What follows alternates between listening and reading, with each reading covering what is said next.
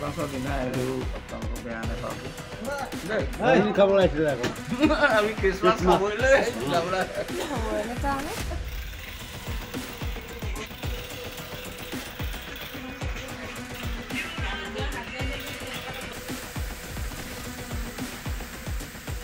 হয় কিছুদিনৰ আগতে মোৰ স্বামী শ্ৰী ৰাহুল হাজৰিকা পুলিচে উঠাই নি ঘৰৰ পৰা এনেই ফেক এনকাউন্টাৰ কৰিছিলে তাক একো তথ্য নোহোৱাকে তাক একো হুটপুচ নকৰাকে সেইখিনিতো হৈ গ'লে তাক মানুহটোতো পংগু কৰি পেলালে তাৰপিছতো পুলিচে এতিয়া আইও এজন আহিছে আজি তেখেতে নাজিয়া চিআই হয় বুলি কৈছে তেখেতৰ সম্পূৰ্ণ তথ্যখিনিও আমি নাজানো আহিছে মানে ইমানে মদ খাই আহিছে ইমানে মদ খাই ইমান বেয়া ব্যৱহাৰ কৰিছেহি আহি সেইদিনাখনৰ ধৰণে আহিছে ঠিক সেইদিনাখনো অফিচাৰ কেইজনে খুব মদ খাই আহি তেনেকে উঠাই নি কেলে মাৰিটো তেনেকুৱা কৰিলে আজি আকৌ সেই একে ধৰণে আহি কেলে আমাক হুটপুচ কৰিছে দুটামান চাইন মাৰিব লাগে বুলি কৈছে আমি ক'লো যে আমি নাই দিনতহে কৰিম এইখিনি কাম বুলি ক'লো তেতিয়া কৈছে কি আমি বাৰে বাৰে আহিব নোৱাৰো ইয়াত বুলি কৈ দম দি পাই বেয়া ব্যৱহাৰ কৰিছে আৰু ইমান কেইজন পুলিচ আহিছে আমি ঘৰত মাইকী মানুহ আছো এজনীও লেডিজ কনষ্টেবল লৈ অহা নাই 9টামান বজাত হ'ব আমি শুব লৈছিলো টাইমটো আমি সঠিক চোৱা নাই বাৰু সহিটো তাত তাৰিখটো নেদেখিলো বাৰু মানে ভালকে কাগজখিনি চাবলৈও দিয়া না আমাক কৈছে যে আপোনালোকৰ সপক্ষে আহিছো আমি কেছ এখন দিলো যে কি কাৰণে তেখেতক এনকাউন্টাৰ কৰা হ'ল এনে উঠাই নি গেলে একো হুটপুচ নকৰাকে ধৰি বান্ধিতো তেনেকে কৰা ভিত্তিত আমি পুলিচক এখন কেছ দিছিলো পুলিচৰ ওপৰতে সেইখনই মই আইও হয় বুলি ক'লে তেনেকে মানে মানুহজন ইমানে অসভ্য কৰিছে আৰু মানে মদ খাই আহিছে খুব সেইদিনাখনো নিউতে মদ খাই আহিছিলে যে সেইকাৰণে ভয় লাগিলে আমি একো তথ্য নিদো বুলি ক'লো দিনত আহিবলৈ ক'লো দিনত আহিবলৈ কোৱাত কিন্তু অলপ দাবী ধমকি দিছে বাৰু না আমি বাৰেপতি আহি থাকিব নোৱাৰো আপোনালোকে ডিমৌ থানা যাব নহলে চেপন থানা যাব য'ত যায় যাব বুলি তেনেকে কৈছে মহান খটখটি খেলমাটি গাঁও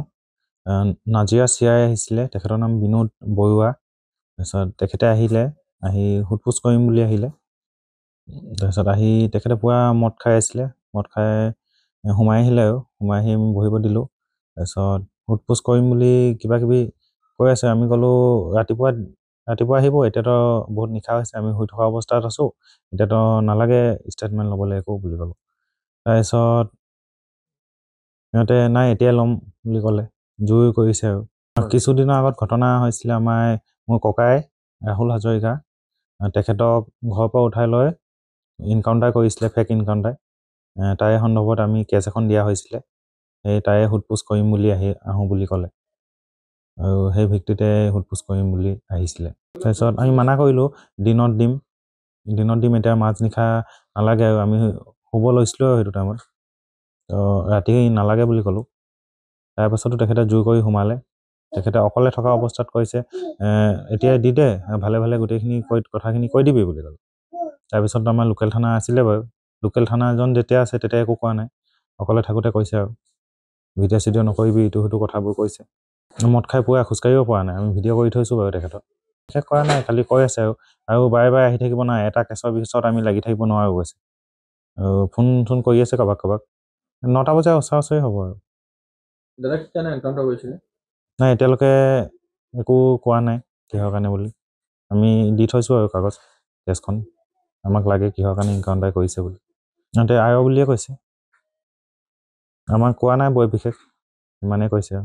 আৰু ভয় খাইছিলোঁ আগতো সেনেকুৱা হ'ল আহি পিনে লৈ পিনে এখন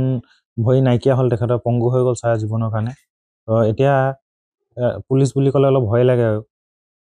আকৌ আহি যদি উঠাই লৈ যায় এনে কিবা ঘটনা আৰু কৰিব এইবাৰতো মাৰিয়ে পেলাব চাগে তাক লৈ ভয় এটা লাগিছে ৰাতি অহাটো এইটো কোনো ৰাতি পুলিচ আহে বাৰু কিন্তু এনেকুৱা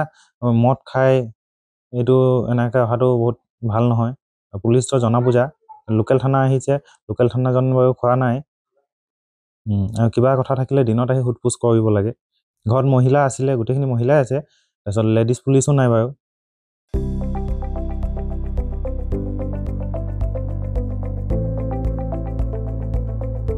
NB নিউজ সহজ সৰল ভাষাত নৱভাৰতৰ কথা